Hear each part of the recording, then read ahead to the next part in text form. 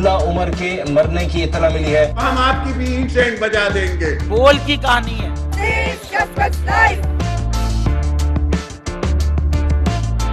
आपने 3 साल रहना है, उसके बाद आपने चले जाना है, हमेशा के लिए हमने रहना है। तो हमें मत तंग करो। अगर हमें तंग करने की कोशिश की तो हम आपकी भी इंसेंट बजा देंगे।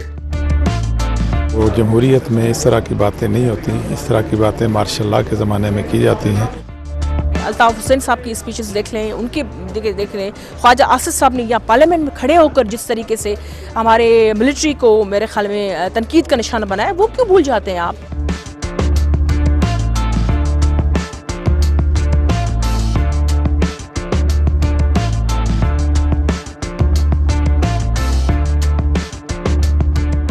तो ये बोल की कहानी है, आप इसको एग्जैक्ट की कहानी ना समझें, ये एग्जैक्ट की कहानी बनाकर प्रेजेंट की जा रही है।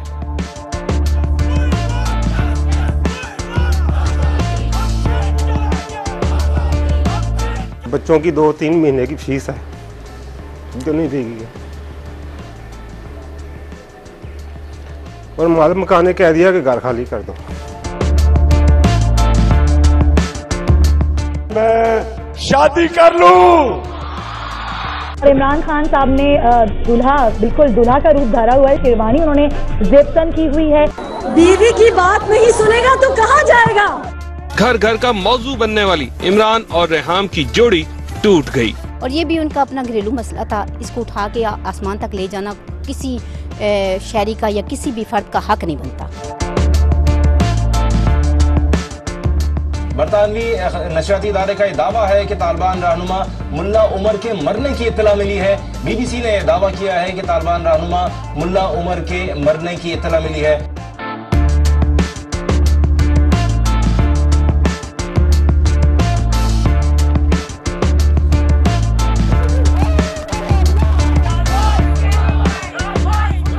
मेरा तो कम से कम फेथ इस लीगल सिस्टम में नहीं है। मैं समझती हूँ कि यहाँ पे फांसी की सज़ा देना एक बहुत संगीन जुर्म है, क्योंकि यहाँ गलतियों का बहुत इम्कान है।